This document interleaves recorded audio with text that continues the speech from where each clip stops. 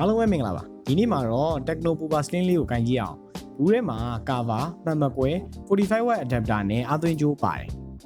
ဒီအောင်လေးက cool black ကလာဖြူလေးလေးလာတယ်နောက်က back cover texture လေးလည်းကောင်းတယ် fiber reinforced plastic back ဆိုတော့ plastic ဆိုပေမဲ့လည်းကင်ရတာ premium ဆန်တဲ့ feeling ကိုရတယ် 5.95mm ပဲထူတယ်ဒီ Power Slim ကအရန်ပါတော့ဖုန်းကိုနည်းနည်းထူမှာကင်တတ်တဲ့သူတွေအတွက်လက်ထဲမှာကင်ရတာတခုခုလိုနေတယ်လို့မျိုးဖြစ်နေတယ်နောက်က move light design က notification နဲ့ဖုန်းပေါ်ဝင်တာ charging သွင်းတဲ့အချိန်မှာ animation လေးနဲ့ပြပေးတယ်